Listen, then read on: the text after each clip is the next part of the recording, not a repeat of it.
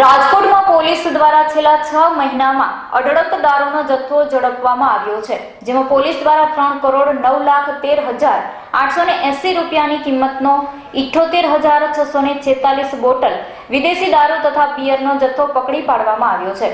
પોલીસે કોર્ટનો હુકમ મેળવી 31ના તહેવારે જ રાજકોટ નજીક સોખડા પાસેના ખુલ્લા મેદાનમાં આ જથ્થો ટ્રક વાહનોમાં લઈ જવામાં આવ્યો હતો અને મેદાનમાં બોટલો પાથરી ડીસીપી સબ ડિવિઝન મેજિસ્ટ્રેટ તથા નશાબંધી અને આબકારી વિભાગના ઇન્ચાર્જ અધિક્ષકની હાજરીમાં બુલડોઝર ફેરવીને બોટલોનો નાશ કરવામાં આવ્યો હતો. બોટલો ફૂટતા જ દારૂનો વરસાદ થયો હોય તેમ મેદાન થોડી જ વારમાં લાલ પાણીની નદી વહેવા લાગી હતી તેવું લાગી રહ્યું છે અને આ અંગેની સમગ્ર માહિતી ડીસીપી મનોહરસિંહ જાડેજાએ આપી હતી.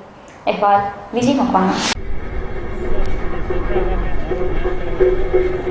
રાજકોટ શહેરમાં અત્યારે છેલ્લા 6 માસમાં જે દારૂના કેસો થયેલા પ્રોહિબિશનના એમાં તમામ મુદ્દામાલ ભેગો કરી માન્ય કોર્ટની મંજૂરી લઈ અને અત્યારે નાશ કરવાની કાર્યવાહી ચાલી રહી છે.